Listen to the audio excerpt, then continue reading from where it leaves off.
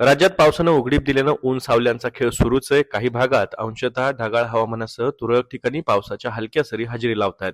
परंतु या सरी सर्व दूर नाहीयेत. त्यामुळे शेतकरी पावसाची प्रतीक्षा करतायत.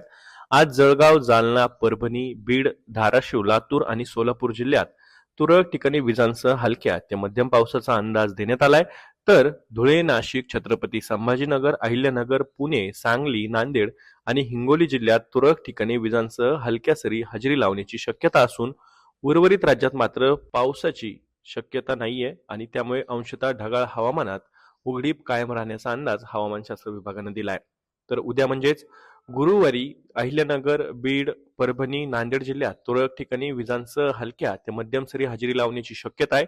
तसंच पुणे, नाशिक, जळगाव, सोलापूर, छत्रपती संभाजीनगर, जालना, धाराशिव, लातूर आणि हिंगोली या जिल्ह्यात काही ठिकाणी हलक्या सरी हजेरी लावण्याची शक्यता असून उर्वरित राज्यात ऊन सावल्यांच्या खेळात ढगाळ हवामानासह पावसाची उघडीप राहण्याचा अंदाज हवामानशास्त्र विभागानं दिलाय.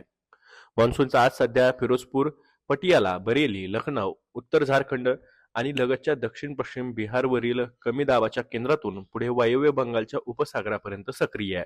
झारखंडवरील ठळक कमी दाबाचं क्षेत्र पश्चिम वायव्य दिशेने सरकतंय. आज सकाळी 5:30 वाजता हे क्षेत्र उत्तर झारखंड आणि लगतच्या दक्षिण पश्चिम बिहारवरती केंद्रित होतं. गेल्या 6 तासात त्यानं ताशी 12 किलोमीटर वेगानं पश्चिम वायव्येकडे वेग घेतलेला आहे. हे कमी दाबाचं क्षेत्र पुढील 12 तासांमध्ये झारखंड, उत्तर छत्तीसगड आणि आग्नेय उत्तर प्रदेशातून पश्चिम वायव्य दिशेने पुढे सरकण्याची शक्यता आहे. त्यामुळे त्याची तीव्रता कमी होऊन ते ठळक कमी दाबाच्या क्षेत्रात रूपांतरित होण्याची शक्यता हवामानशास्त्र विभागानं वर्तवली आहे. हवामानाच्या ताज्या अपडेटसाठी ॲग्रोवनच्या YouTube चॅनलला सबस्क्राईब आणि फेसबुक पेजला लाईक आणि फॉलो करायला विसरू नका.